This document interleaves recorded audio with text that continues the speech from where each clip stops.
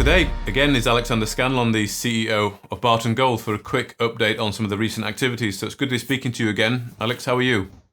Yeah, likewise, doing well, thank you. Good. Now, of course, last time we spoke, it was a few weeks ago, maybe about a month or so ago. I know we talked a lot about that optimized scoping study. We talked about the reduced energy consumption that you'd found, some capital cost savings, and of course, the expanded resources to 1.6 million ounces of gold. And indeed, the starter pit as well, generating approximately 825 million Aussie dollars in free cash flow, I think paying back 2 times over in 12 months. So that was all nicely covered the last time we spoke. And another element we spoke about was that high-grade silver found in Tarcoola, grades up to 300 grams per tonne. Now, I know you've been drilling this out a bit over the last few weeks. I think prioritising the silver zone over the gold. So let's just get a sense of the rationale behind that. Why have you sort of gone more focused on the silver over the gold elements? Yeah, well, what's interesting is the Tolmer Discovery was originally a very much a gold discovery. So it was predicated based on a lot of geotechnical work to define a new model for what was recognized as an historical gold field. The original drilling that discovered high-grade gold, which we reported in August of 2024, we then later resampled that for multi-element testing to basically work out, can we use geochemistry to model continuity? This is obviously a very complicated field, as we can see from the model we published. And that is when we then first got an understanding that there was something else going on with elevated silver grades here. So this is where we then had grades of about 300 grams silver, reporting with grades of up to 80 grams in gold. So that was very interesting. Obviously, in that circumstance, gold is still the primary element of interest economically. And we then actually went and drilled what we interpreted to be another sort of structural target about 500 meters to the west. And that's where we've come up with this sort of western silver zone.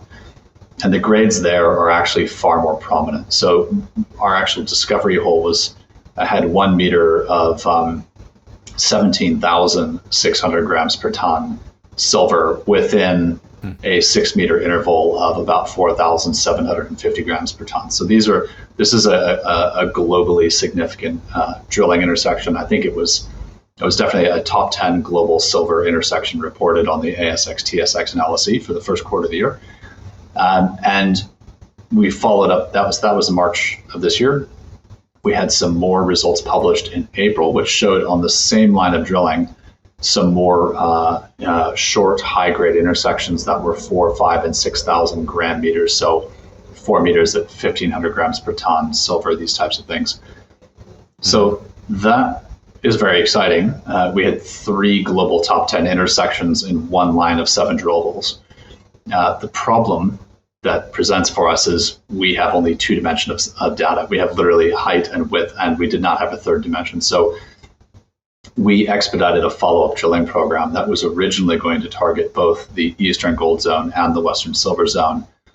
And then I went up to site with some of our sort of exploration leads, and we were doing more sort of geographical or geological reconnaissance around on surface, and then also looking at the drilling in progress. And we decided to essentially focus the full extent of that current drilling program just on that Western Silver Zone. And the reason is, again, having only one line of assay data, we decided to step out the drilling, not only just, if we have that one line of assay data, we originally planned a line of drilling 100 meters south, 100 meters north, and then extending that central line.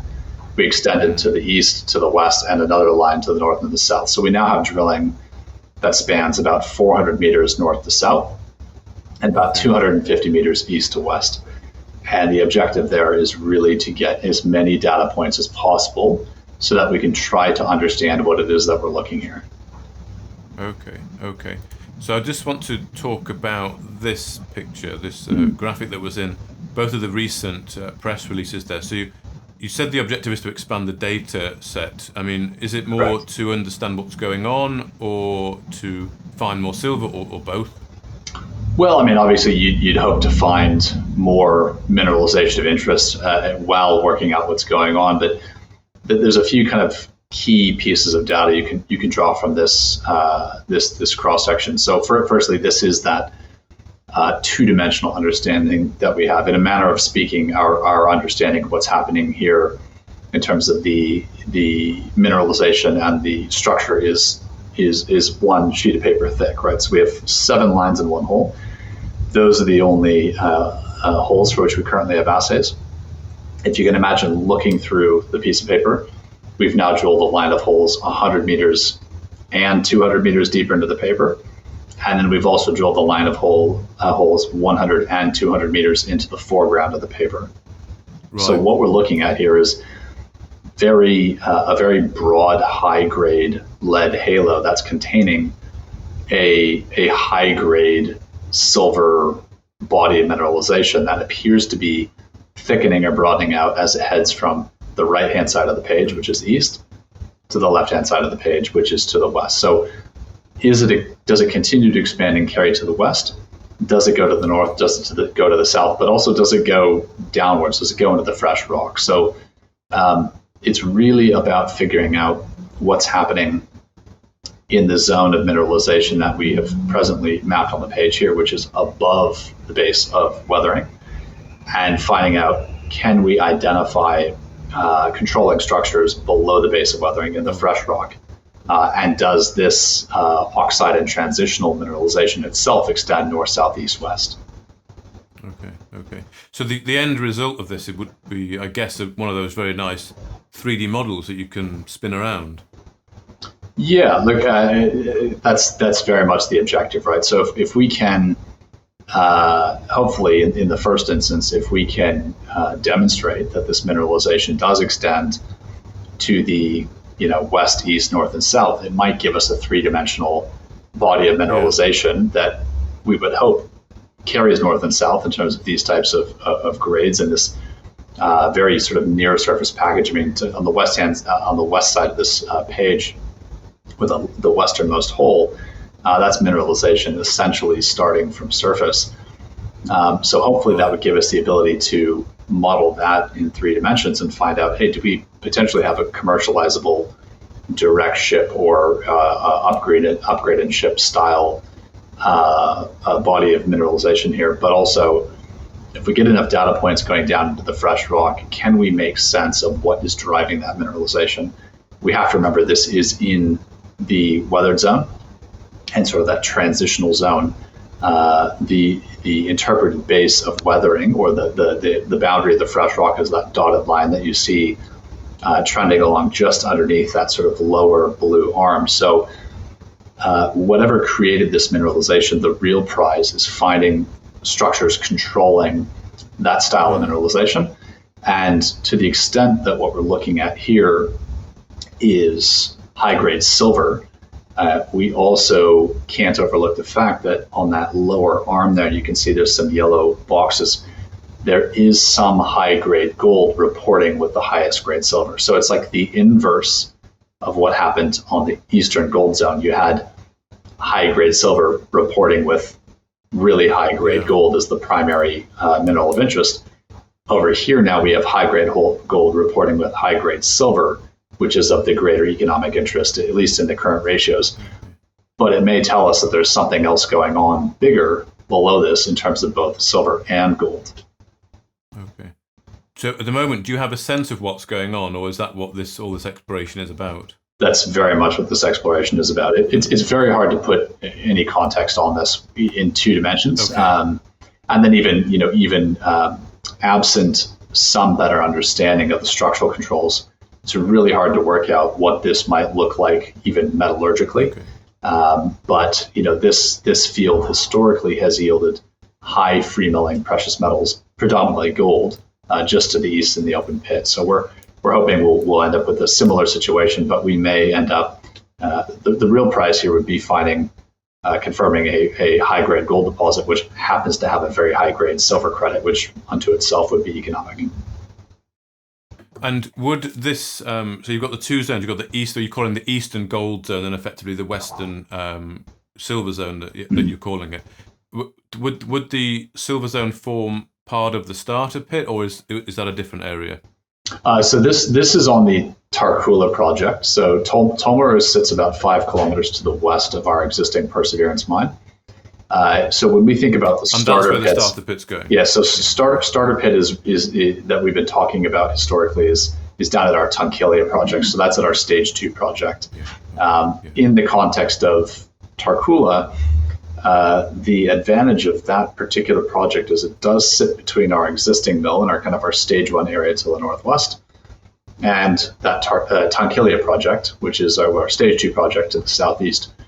So as we find economic mineralization at Tarcoola, we have 2 options for where to send it. The attraction of what we are calling the silver zone thus far is if that type of mineralization does extend into a body of 3-dimensional mineralization that is big enough to mine, it is potentially a simple, low-cost open pit, dig and upgrade and then sell either a concentrate or a direct shipping silver oxide silver oxide product. And then if you did that and you had a controlling high grade structure underneath, now you've got fresh material that can go either to your existing mill in the northwest or to your second mill down at Tarcoola. Okay. All right, that all makes sense. Now, the other thing that you announced recently was a $3 million Aussie dollar placing. Do you say to fund the JORC resource upgrade and drilling? I think planned for later in the year. Now, you've always said when we've sort of spoke that you're not sort of capital constrained. You don't necessarily need to. You don't have a problem. I think it was raising money. So the first question is, I guess you didn't have a problem this time. You had lots of interest. I think it was at a premium as well. Yeah, it was. We actually placed it at a premium. So it was about a 3 or 4% premium to our close and a 25% premium to our 10-day VWAP. So it was very well received. I got a lot of support there. And the idea in terms of that capital is that it essentially locks in the upgrade drilling that we've already now planned for that Tarcoola stage 2 project. And that's where we come back to that very high grade starter pit that we discussed. That pit, having the economics that it does in the study, is currently modeled to produce around $800 million in operating free cash in that sort of first 12 to 13 months of operations. So, considering the strength of that essentially operating return, that starter pit and then the sort of stage 2 pit that surrounds that, which in conjunction, these 2 pits produce around 365,000 ounces and $1.3 billion in operating free cash in the first 27 months of operation. So that right there essentially underwrites the repayment of all development capital 3 times over.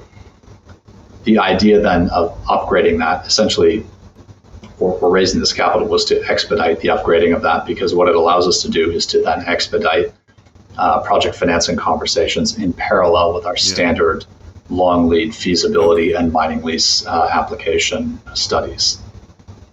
So that's slated to go September then, that sort of resource upgrade drilling. Is that being planned as we speak then? Correct, it is, yeah. So we're looking at doing, we've just completed the drilling at the Tolmer project. So this is the sort of 5 lines of drilling now, including the original drilling line, which we extended.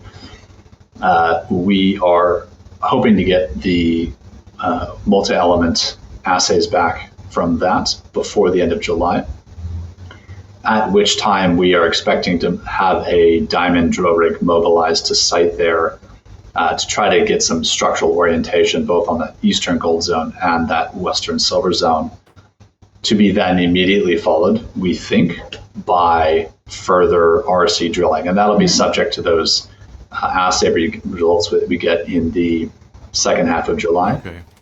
We would then, after completing that RC drilling, essentially follow up at Tolmer. We would then send the team down in September to focus on this very intensive drilling at Tarcoola. And that would be about 25,000 meters of drilling across 3 months' time, starting in September. Right, okay, so a fair bit of drilling then. So continuing the drilling, following up the follow-up, as you say, at the Tarcoola Tolmer prospect, and then finishing up the year. at Tarcoola. Just a final thought, and if you want to obviously it's a very staged approach as you've talked about. Mm-hmm. How are you balancing the sort of allocation of capital with the stage one, which is obviously the sooner part at Tarcoola, versus continuing to build what you've got at the Tarcoola prospect? Look, so we think of our budget in terms of essentially three pools of capital. We have Tarcoola stage 2 working capital or development capital or study capital. We have, and I'll try not to confuse the nomenclature here. Obviously, the expenditure that we're spending on Tarcoola is focused on primarily two things. One is the long lead environmental and mining lease application style studies. And two is the upgrade drilling of that sort of stage 1, stage 2 starter pit. So this being our stage 2 project, within which we have the first two really high value mining stages, that's one part of our budget. The other part of our budget is now focused on our actual sort of stage 1 operations area, which is our central Gawler mill, mineralization available to that mill. So we are now working on upgrading a number of resources that can go into that mill. We are working on studies to estimate the cost of repurposing that mill or reconfiguring that mill to process what we want in what order we want. And we will also be kicking off a feasibility study to essentially map out with the same clarity that we've done at Tarcoola what that development looks like, to map out what the stage 1 operations look like around our existing mill. The third bucket of capital is what we might call sort of exploration and growth capital, which is where you look at things like Tolmer and other regional exploration. So we have budgeted all three of these quite carefully. And we're very well financed to advance our strategy on all three fronts without slowing down. We are, as you can tell, naturally quite busy, and the team is always doing something, but we do manage our capital very well, and we continue to pursue our asset monetization opportunities, which also help co-fund what we're doing. Good. Well, thank you very much for that update. We'll catch up again, Alex, perhaps when those results come in, or indeed just to see how that drilling campaign is going. But for now, thank you very much for your time. Thank you. If you enjoyed this interview, then give us a thumbs up, a like or a retweet. Subscribe to us on YouTube or follow us on Twitter and hit that notification bell to be the first to know when we release new content. There's loads of great content on our website too, across all our programs at stockboxmedia.com. Thank you for watching.